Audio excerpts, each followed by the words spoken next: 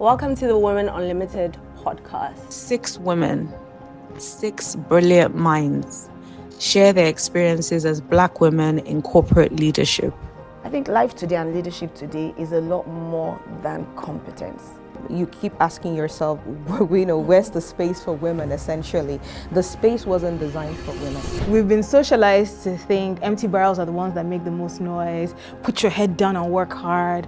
If you work really, really hard, but nobody knows that you are the one that did the work, the opportunities that should come based on your expertise will be limited.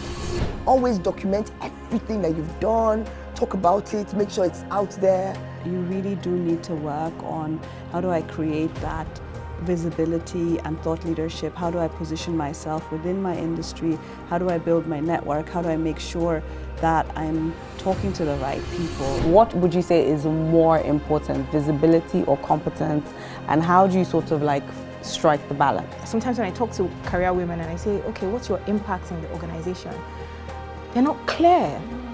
They're going to work every day, they're working very hard, but attribute this work that you're doing to organizational impact. And all of a sudden, people are stuck. Time poverty is one of the biggest forms of poverty affecting women. How would you say that women should negotiate or go about negotiating better pay? So when you're going there, it's not the time to be talking about, I have more school fees to pay, I just had another child. No, it's not about that. They don't care.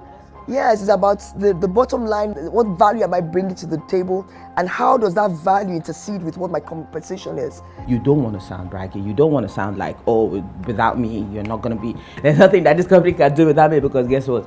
They can do without you.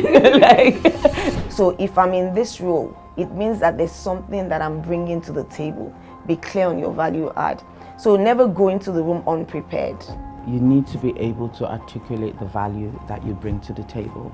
Translate that to numbers. And even when they say no, ask for other things. Don't walk away empty.